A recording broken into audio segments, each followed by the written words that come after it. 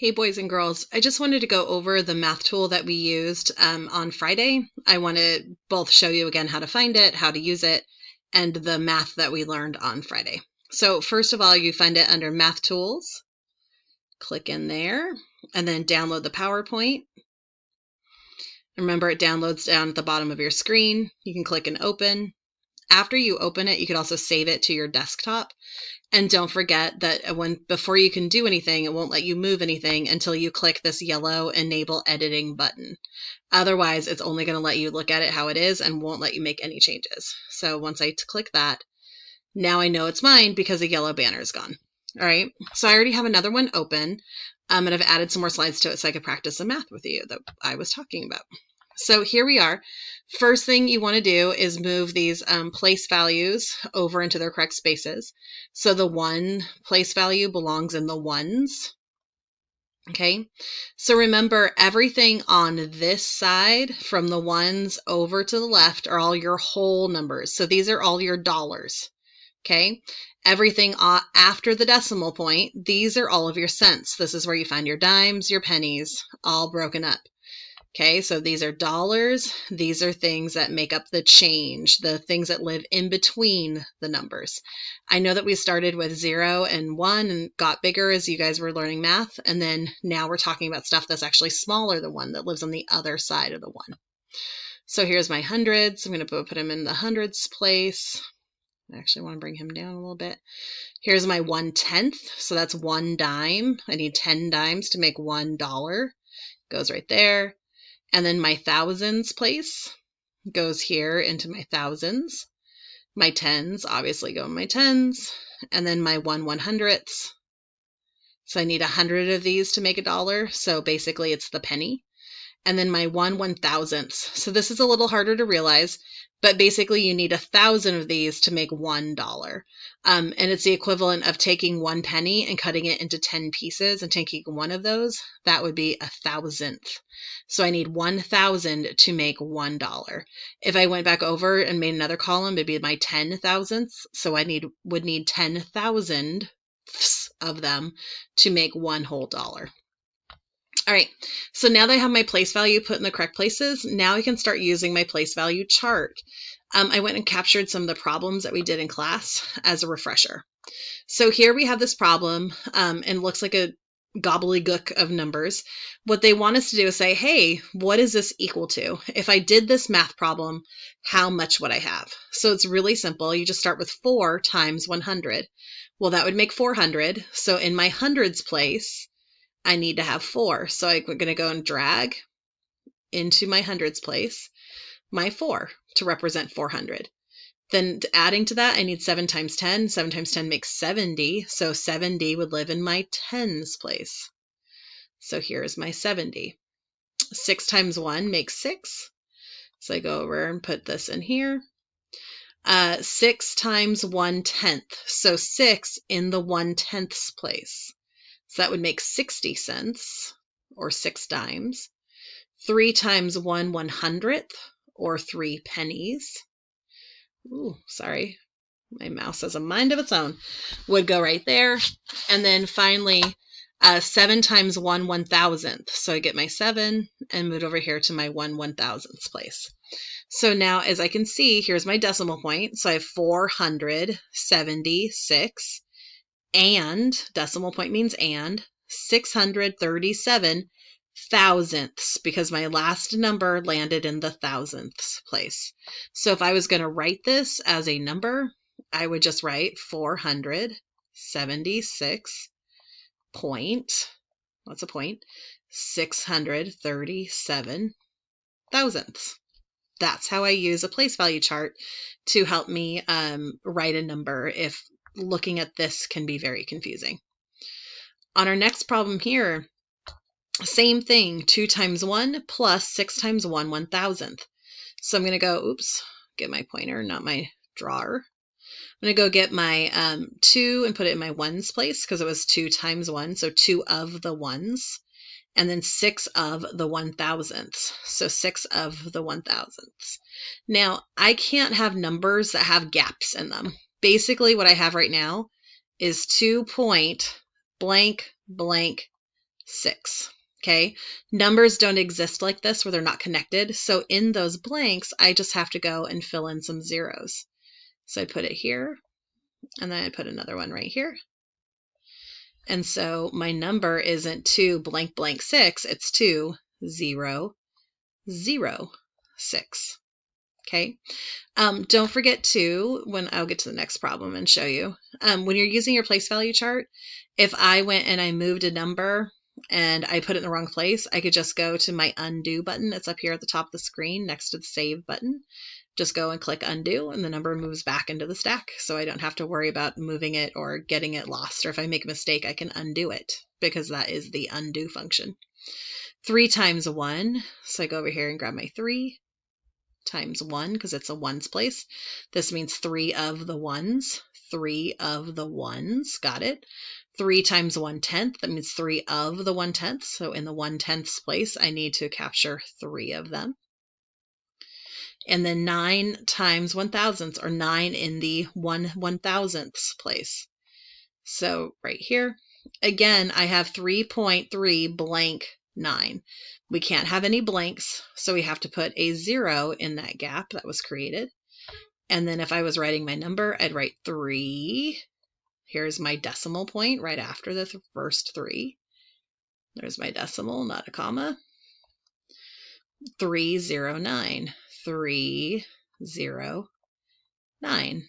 If I was going to say this name, I'd say 3 and 309 thousandths because the last digit lands in the thousandths place. All right, next one.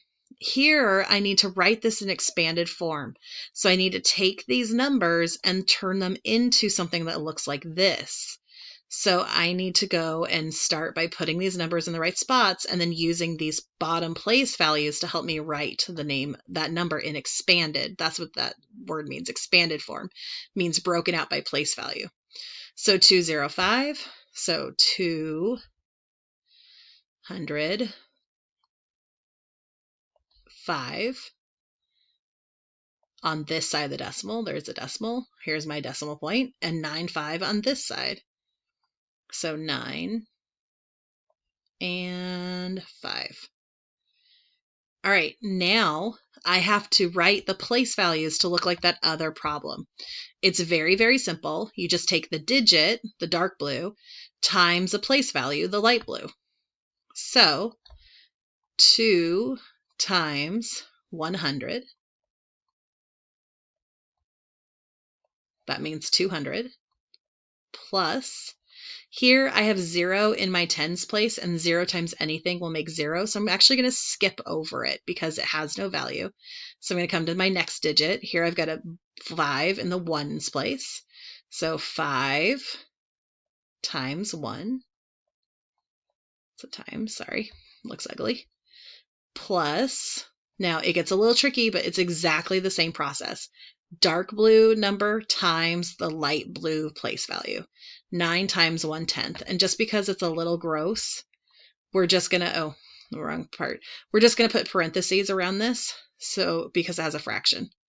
9 times 1/10 plus, same thing, dark blue digit times the light blue place value. 5 times 1/100th. 5 times 1/100th. And because it's a fraction, oops, I ran out of space, sorry. I'm just putting parentheses around the edge of my numbers because they're fractions. So 2 times 100, that's 200, plus 5 times 1, so that makes 205, plus 9 times 1/10, and 5 times 1/100th, or $205.95 if I turn that into money. All right, next one. Here, what I just want to show you here is how you can make equivalent decimals, meaning decimals that are the same size but look different from how they are originally written. So here, I could go into my place value chart and put this number out to point. Here's my decimal right here, 0.200. All right. Now, actually, let's undo that for a minute. let's think about this. If I have the number 68, let me capture that guy. 68, okay? Just a regular 68, no decimal, no nothing. It's just 6 in the tens place and 8 in the ones place. Can I put a 0 in front of it? And is that number still just 68? Yeah, that 0 means you have no hundreds. I had no hundreds before I put that 0 there. Could I put another 0 in my thousands place just to say, oh, I also have no thousands? Yeah, I can. It's still only worth 68 because I only have a 6 in the tens place and an 8 in the ones place. Okay, now I can do the same thing when it comes to my decimals. So here's my 2.2, 2.200. Let me move him in. Okay, now I can go and represent this decimal just as easily by taking off this 0. Okay, this 0 is just saying there's nothing in the thousandths place. So when I remove it, this becomes an equivalent or equal sized decimal to the original math problem.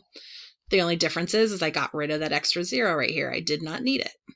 Okay, these are the same size. I didn't get any bigger, didn't get any smaller. And I could do the same thing if I go and take another 0 off. And 2.2 is also equal to 2.200. Okay, those are equally sized. They just look different from each other. Just like my 68, when I put a 0 in front of it, 068, it's still 68. It just looks different. So this is equal to this, which is also equal to this.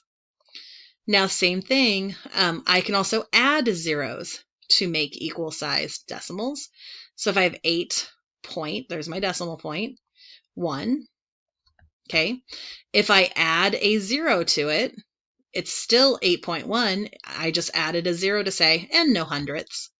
8.1 and no hundredths. 8 ones, 1/10, and 0 of these hundredths. This is still an equal sized decimal to that when I add a 0 to the end.